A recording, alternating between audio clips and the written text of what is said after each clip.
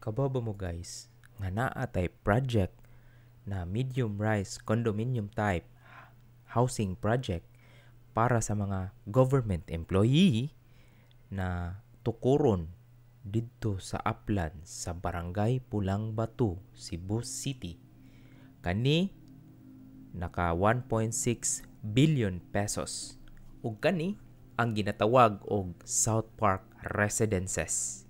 Groundbreaking kaniadtong July 9, 2021. Project proponent kay ang National Housing Authority. Then ang mga beneficiary ani katong mga AFP, Philippine National Police, Bureau of Fire Protection, Philippine Coast Guard, Bureau of Jail Management and Penology, ug ang mga employee sa city, provincial ug municipal halls. Pwede pod ang mga overseas contract worker maka-avail aning low-cost housing. Ang completion date is kaniadtong February 2023. Kanya kani adunay 850 units dapat nahuman na unta ang project.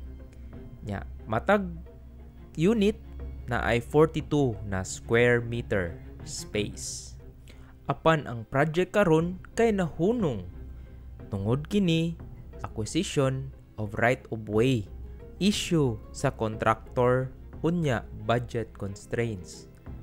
Ang National Housing Authority nag-assure sa publiko committed gyapon sila na magkumplituhon nila ang project. Ang makabenepisyo ani ang katong government employee, military personnel, police, civilian employees of the government.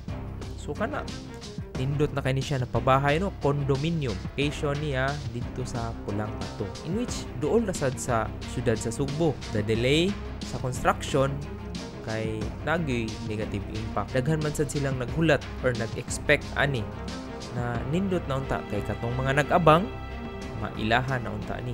Nakahunong na lang ang building. Kuha ni siya kabuk akong nakit-an.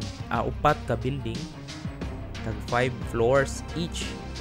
Karon na build naman ang building pero wala di nag-stop ang construction. Walay construction materials na nakita sa palibot, walay heavy equipments ug wala po'y nagtrabaho. So diri no makita pag yun na ang Cebu green pag yun kaayo. Daghan pang kabukiran. Kung unsa inyong opinion ani na project or naamoy balita, pa-comment lang sa ubos.